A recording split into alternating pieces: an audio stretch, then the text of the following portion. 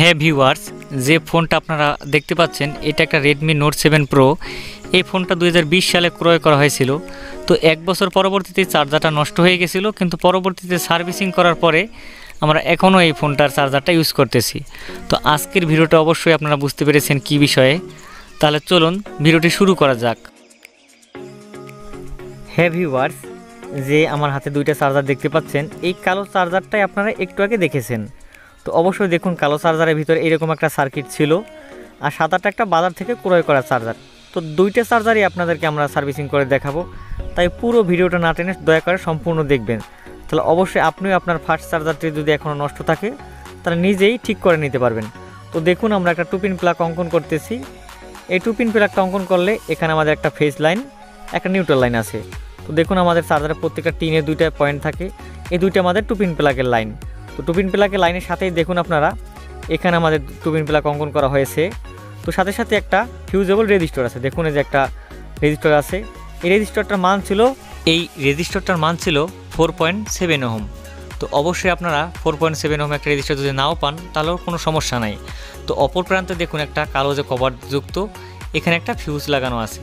তো অবশ্যই এরকম ফিউজ থাকতেই পারে, এরকম ফিউজ থাকলেও কোনো সমস্যা নেই। অনেক সময় এই ফাস্ট চার্জারে এরকম দুই দিকে ডাবল প্রোটেকশন দেওয়া থাকে। ফিউজেবল রেজিস্টারও ফিউজ হিসেবে কাজ করে, আর ওই ফিউজটাও ফিউজ হিসেবে কাজ করে।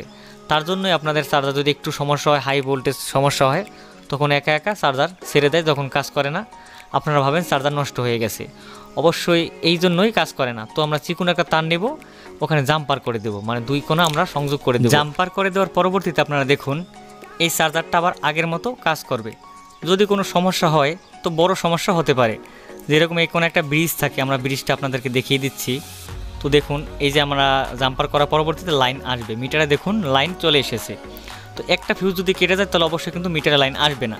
মিটার আপনাদের না থাকলেও আপনারা দেখবেন যে আসলে কাজ করে কিনা, না থাকলে আপনার ইচ্ছে করে জাম্পার করে দিলেও কাজ করবে। তো এর পরবর্তীতে দেখুন, আমাদের একটা ব্রিজ আছে, চারকোণে যে কালো পার্টসটা দেখতে পাচ্ছেন, এটা একটা ব্রিজ রেকটিফায়ার। তো এই ব্রিজ রেকটিফায়ারও অনেক সময় সমস্যা হয়, কিন্তু 99% এই ফিউজেই সমস্যা হয়, আর 1% এইরকম আমাদের মানে ব্রিজ পাওয়ার সাপ্লাইতে সমস্যা হয়। ব্রিজ যদি সমস্যা হয়ে থাকে তারপরেও আপনারা সুন্দরভাবে এই ব্রিজ বানিয়ে নিতে পারবেন বাসায় বসেই, মাত্র 10 টাকা খরচ হবে। তো ব্রিজের এক সাইডে আমাদের ইনপুট 220 ভোল্ট হয়, আর আউটপুটে প্লাস মাইনাস আউটপুট 220 ভোল্ট হয়। তো অবশ্যই আপনারা যদি খেয়াল করেন, এই যে ব্রিজটা আপনারা দেখতে পাচ্ছেন কালো, এইটাও যদি কোনো চার্জার নষ্ট হয়ে যায়, আপনারা বাজার থেকে 1N4007 4টা রেকটিফায়ার ডায়োড কিনে আনবেন, যার মূল্য নেবে মাত্র 10 টাকা। তো 10 টাকার বেশি নেবে না, এমনকি অনেক দোকানে 1 টাকা করেও নিতে পারে। সাইডটা আপনারা কীভাবে সংযোগ করবেন দেখুন। তো প্রথমে আমরা দুইটা ডায়োড নেব। দুইটা ডায়োডের এক সাইডে দেখবেন সাদা সাইড, সাদা ওইটা আমাদের প্লাস, আর একটা সাইড দেখবেন কালো, ওইটা আমাদের মাইনাস। তো আমরা দুইটা ডায়োড নিয়েছি। দুইটা ডায়োডের সাদা পাশ আপনারা এক সুন্দর করে পেঁচিয়ে দেবেন। এইটা আমাদের প্লাস লাইন। খুব সাবধানে ভালোভাবে খেয়াল করুন যে ডায়োডের সাদা সাইড আমাদের প্লাস, ওইটা আমাদের ওই যে আইসিটা যে পোড়া ছিল অথবা নষ্ট ছিল, ওই প্লাসের সাথে সংযোগ করে দিবেন। আর তার পরবর্তীতে আপনারা বাকি দুইটা ডায়োড পেঁচিয়ে দিবেন। বাকি দুইটা ডায়োড পেঁচিয়ে দেওয়ার জন্য এই ডায়োডের কালো সাইড একসাথে করবেন। কালো সাইড হবে আমাদের মাইনাস। ওই যে আপনারা যে ব্রিজটা রেকটিফায়ার বললাম যে কালো আইসি, এটার যেখানে মাইনাস ছিল লেখা, অথবা ওই জায়গায় সংযোগ করে দিবেন। মাইনাস যদি নাও লেখা থাকে, আমরা আপনাদেরকে সামনে দেখিয়ে দেবো কোন জায়গায় আসলে সংযোগ করতে হবে। তো প্লাসও সংযোগ করা শেষ দুইটা ডায়োড, আর মাইনাসও সংযোগ করা শেষ দুইটা ডায়োড। এখন আমরা সুন্দর করে পেঁচিয়ে দেব। তো দেখুন, আমাদের দুইটা পেঁচানো কমপ্লিট, প্লাস আর মাইনাস কমপ্লিট। এখন যে বাকি যে দুইটা সাইড রয়েছে, সুন্দর করে একটার সাথে একটা সংযোগ করে দিবেন। যেমন একটা সাদা একটা কালো, আবার একটা সাদা আর একটার কালো, এইরকম দুইটা সংযোগ করে দিবেন। তো 4টে কোণা বেরোবে। তো ডায়োডের সাদা পাশ প্লাস, ডায়োডের কালো পাশ মাইনাস, আর সাদা কালো আমাদের ইনপুট 220 ভোল্ট এসি, আরেকটা আমাদের সাদা কালো ইনপুট 220 ভোল্ট এসি। তো এই জন্য আমরা সুন্দরভাবে দুইটা সাইড আমরা কাটিং প্লাস দিয়ে সুন্দর করে কেটে নেব।